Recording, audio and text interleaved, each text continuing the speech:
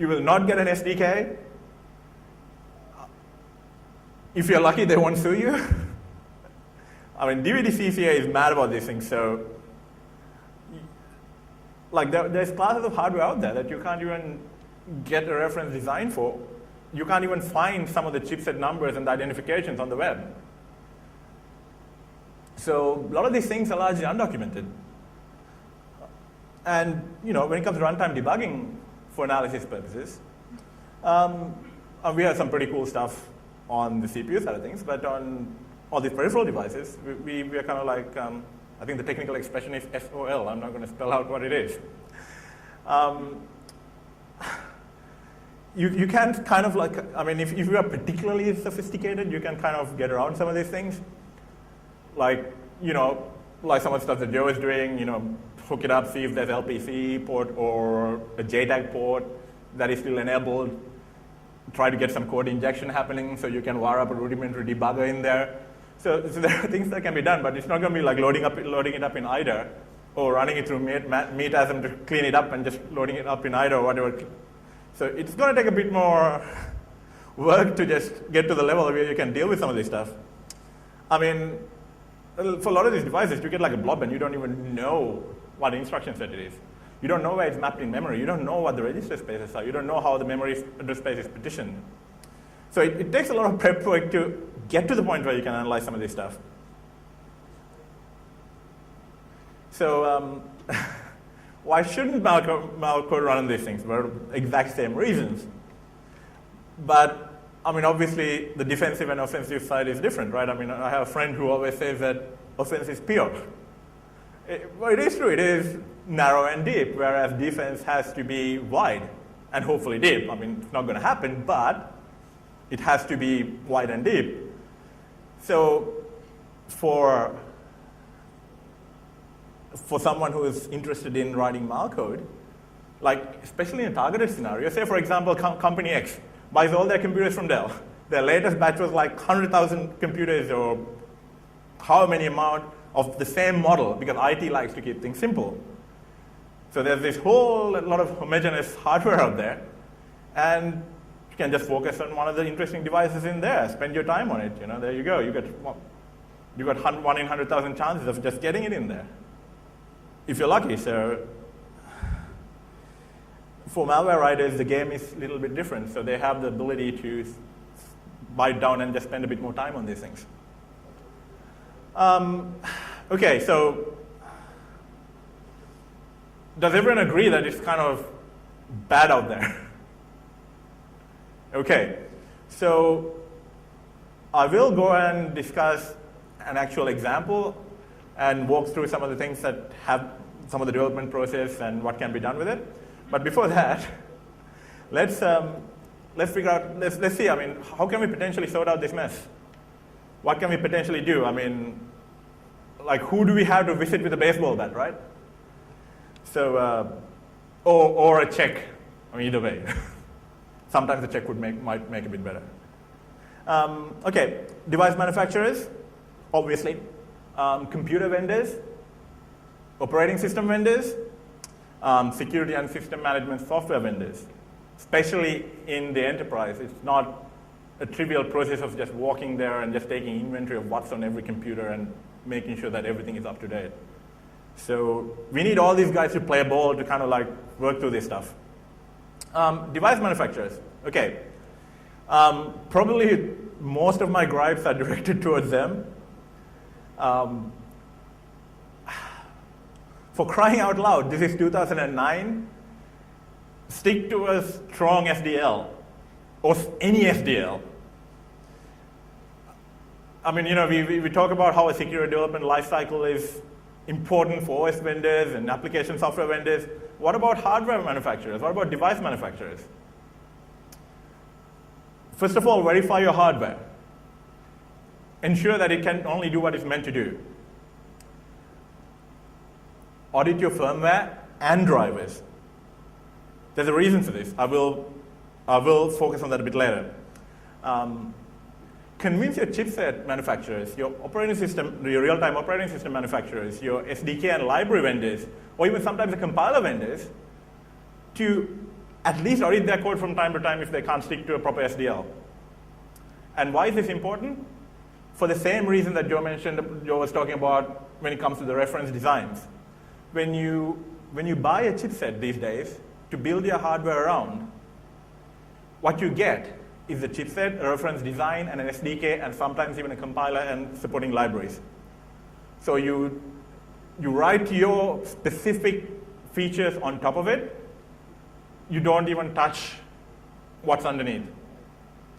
And quite honestly, there's a lot of device manufacturers and people that I've spoken to who write firmware for a living who had no idea of the capabilities of the underlying chipset.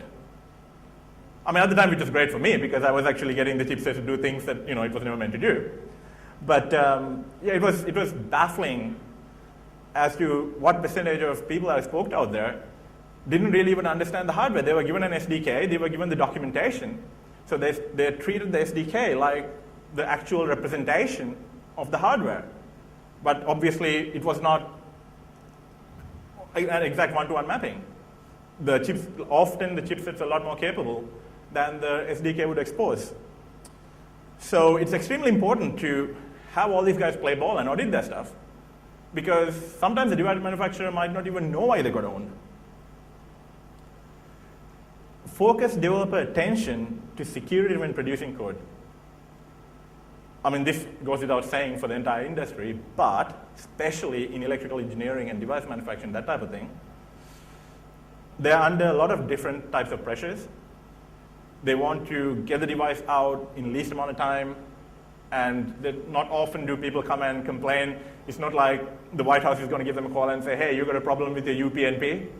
It doesn't happen very often, so they've gotten this situation where they err on the side of convenience as opposed to security. So that really needs to change. And also the developers have to be educated about the greater security model in which the device operates. I mean, this goes without saying with driver writers too. I mean, I don't know if you guys have noticed it, but there are many class drivers in Windows which implements a certain security model for their devices so that it doesn't actually break the OS security or attempt to break the OS security. And then there's a low-level transport driver writer who doesn't go and set any ACL on their driver. So anybody and their dog can actually send device I/O controls to it. So these device manufacturers and developers need to understand the greater security model in which they operate.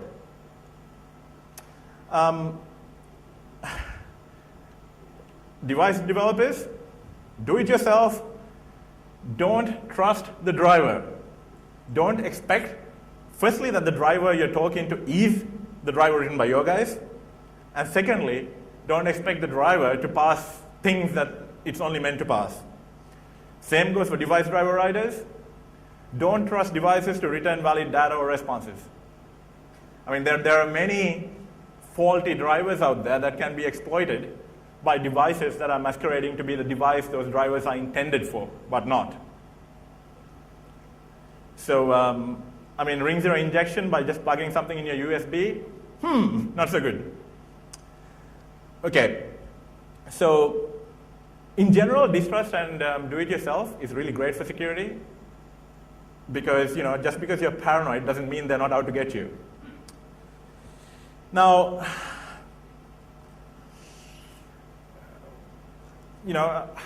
hardware shouldn't really trust firmware either, but to me, that's less of a problem. I mean, that might be a problem for the DVD CCA, but it's not, to me, it's not so much of a problem, but realistically speaking, hardware shouldn't trust their firmware too much either. The hardware should ensure that the firmware is not trying to do things that it's not meant to do.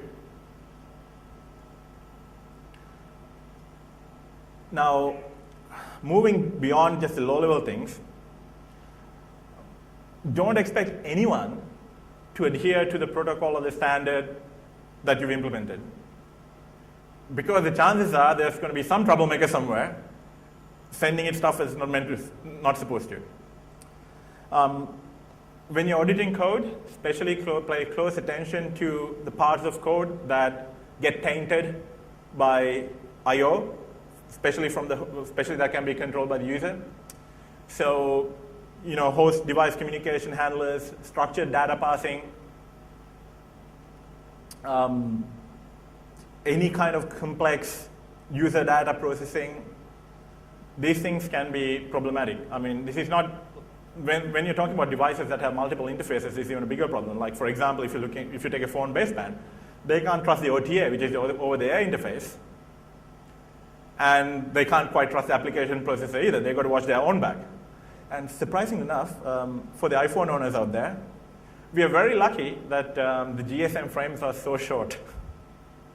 Let's just leave it at that. Okay. So what do we want the device manufacturers to implement? We want them to implement a secure, it's all about risk management, so an acceptably secure firmware update process. And packing your updater with UPX or running TEA on it doesn't quite count, unfortunately. Use decent crypto. It's available. It's out there. This is 2009. Also, one other note, downgrading firmware can make sense in certain circumstances, but it's generally not a good thing. So be aware of that. I mean, e-fuses are there for a reason. If you don't know how to use it, go ask Sony, they'll tell you. And also implement a firmware verification and validation process for runtime. This is important because you need to be able to, at any given point in time, from a security perspective, you need to be able to ensure that your devices are operating within their specifications, i.e. that they haven't been tainted or not functioning as they're supposed to. So it's important to have this runtime verification process. It must be resilient against manipulation by rogue firmware. So you can't basically tell the firmware, hey, read all your memory and give it back to me so I can just do a checksum and see if it's okay. Because if the firmware is owned, I'm pretty sure that it won't give you exactly the bytecode that they've injected. Don't get the firmware to validate its own integrity. I mean, it's just as bad as the parking meter asking the smart card how much money you got.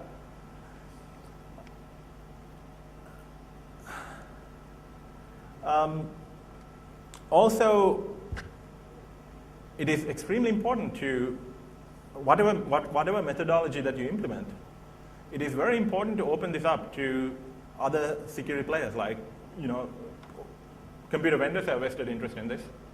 The operating system has a vested interest in this. Security and systems management software has vested interest in this. So they need to be able to have visibility into whatever this integrity mechanism that you implement.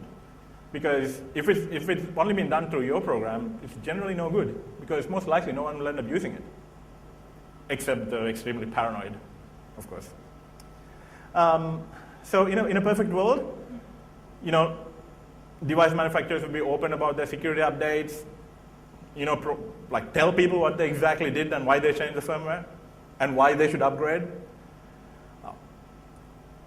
Have some kind of back and forth information channel open so that other players can actually get an idea of what's going on in a consistent fashion.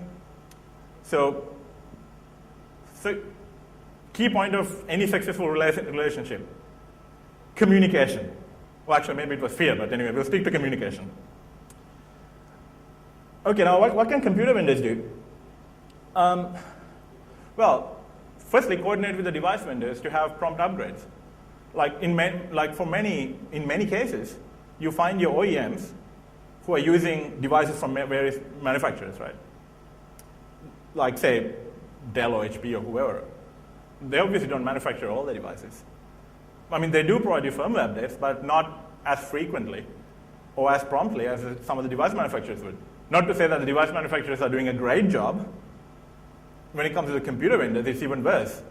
There's a massive lag in between there. And also, coordinate with device vendors and give people the ability to maintain security and integrity for your devices. Like, for example, when you get a computer from the factory, well, maybe you can assume that the operating system image is safe, which is not exactly a problem because, you know, like